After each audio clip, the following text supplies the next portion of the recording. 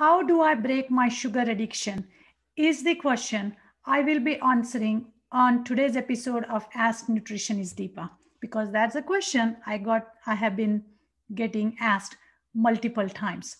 I'm going to go hardcore on this one. There's no time nor way for me to sugarcoat my message.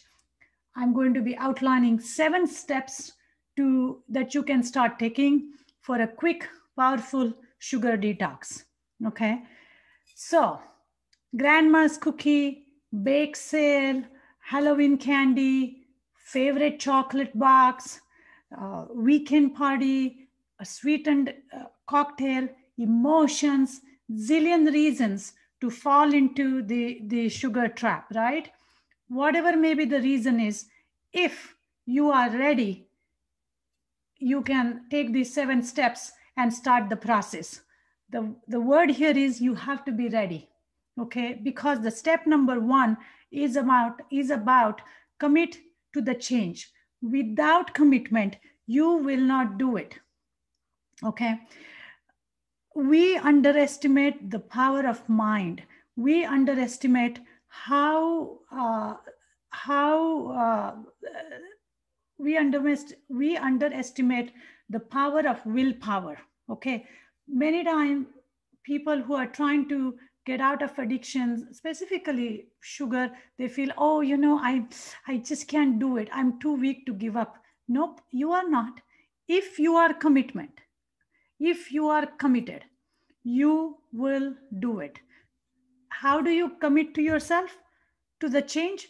Is by taking the responsibility, self responsibility, and recognizing that it's no one's fault. It's not, oh, my husband got me chocolate, oh, my daughter baked me a banana bread, or oh, somebody dropped off cupcakes. Nope, these are, we never get into situations because of somebody, okay? Because we all are in control of what decisions we make. So number 1, commit to the change by taking the self responsibility and by recognizing that if I want to get better, okay, if you want to get better, forget about what doctor has told you, forget about what dietitian has told you. If your mind is saying you want to get better, you want to feel better, then commit and take a next step. Number 2, clean your environment. Stop buying sugary foods, or literally throw them away. Okay, don't say, oh, I'm going to finish the rest of the cake or cookie or box of chocolate and I'm going to do it again. No, that indicates to me that you are not ready to change. If you are ready to change, stop buying it or literally throw it away. Number 3, stock your pantry, car, office with better alternatives. Okay, so what does that mean? Like, if you know that once you start getting rid of sugar, you are going to have some cravings. So make sure that you are prepared with right substitutes. Fruit, and not just super sweet fruits like grapes, but citrus fruits with lot of vitamin C. Okay, because what has happened over a period of time, by eating sugar, your microbiome has changed. All right, vitamin C is extremely important to kill the bacteria, to kill any bad microbes, and to support our adrenaline gland. Okay, so focus on citrus fruits like kiwi, oranges, pineapple, and of course berries. Okay, you can even have sweet potato as an alternate for a snack. Okay, eat some dry fruits like prunes, dry figs, a few raisins, which are not sweetened with extra sugar. Dry fruit has enough sweetness to it, enough sugar to it, but dry fruits like figs and prunes or dry plums also help clean up our system, and will help you restore your gut health. which is then going to help you with your cravings. Okay, so focus on foods before you. So make sure that you have healthy fruits and teas and sweet potato, fresh fruit, these type of things around you. Okay, focus on alkaline, gut supporting drinks such as ginger water or ginger lemon tea or ginger lemon water. Okay, raw organic apple cider vinegar. Why? Because sugar makes your body acidic. Okay, yeah, acidic body is prone to diseases. Okay, when your microbiome grows on sugar and produces nasty acid. So we need to change the pH of our system. That can happen by drinking water and by having apple cider vinegar infused water, or just a little cup of, like a tablespoon of apple cider vinegar with 1/4 cup of room temperature water and drinking it, because that's going to help you with your liver detox as well as with your stomach microbiome, your digestive tract microbiome. Okay, step number 5, start adding fiber, lean plant protein, and lots of vegetables, legumes, intact grains like wild rice, nuts and seeds, and avoid meats, dairy, and refined carbs. Okay, by adding fiber, again we are cleaning up our system and restoring that gut microbiome and killing the bad bacteria which grow on sugar. Okay, so our step number 5 is going to be start adding good robust amount of fiber.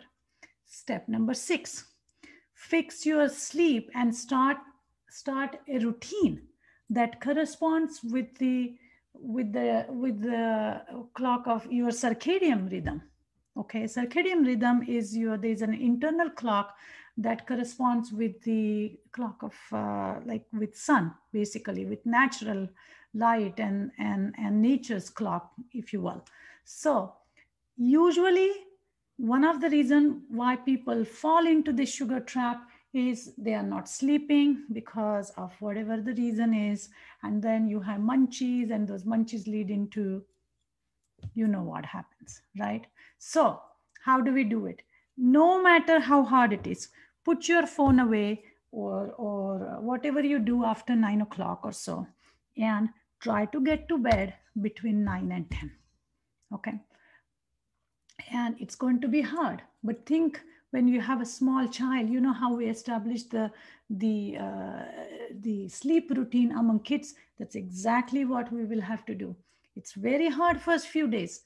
You're going to be cranky, you're not going to fall asleep, but slowly your internal clock will start adjusting, because it's also going to help when you are eating properly and you are drinking enough water.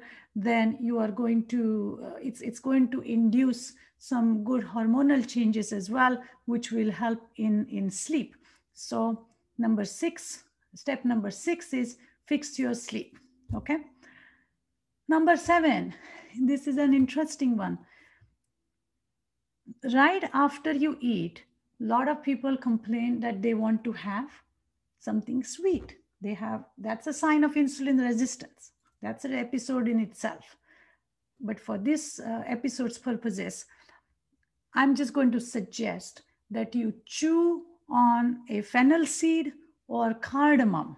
Okay, cardamom is this tiny little sweeter spice, I should say, and it's supposed to help with your microbiome in your mouth. Okay, and it's going to act as a cleanser. A lot of culture, specifically Indian culture or Middle Eastern culture, there is a custom to chew on fennel seeds and cardamom seeds, and who knows, it's probably, obviously our ancestors knew more than we do. So it helps with digestion, and it helps with replenishing your good microbiome, because remember, digestive health starts in your mouth. All right. So the moment you eat that sugar, it starts to kill your bacteria right in there. Okay. So that was number 7, is to chew on cardamom and fennel seeds and rinse your mouth. Like I would just brush my teeth or you know, just get ready or rinse my mouth with water, so that the craving for sweetness, the craving for food is gone, and you have this clean, fresh taste lingering in your mouth.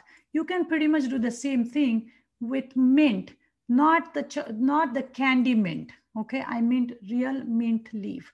Don't fool yourself by saying, oh, it's mint for my it's a mouth freshener. No, it's full of sugar. All right. So we have these 7 steps. Number 1, commit to change. Number 2, stop buying junk food. Number 3, stock your pantry, car, office with healthy alternates like fruits and dry fruits and so on and so forth. Number 4, focus on alkaline drinks such as water or apple cider vinegar or lemon ginger water. Number 5, start adding fiber, plant protein like beans and lentils, and intact grains like wild rice. Number 6, fix your sleep and establish a routine. And number 7, chew on cardamom and fennel seeds, so on and so forth. So start with these 7 steps to get started with your quick, powerful sugar addiction. Get rid of. So start with these 7 steps to break your sugar addiction. If you need more help, you can contact me, and we have a 3-day detox plan. So whatever helps, here to help. So get started with that. Until then, thank you and see you next week.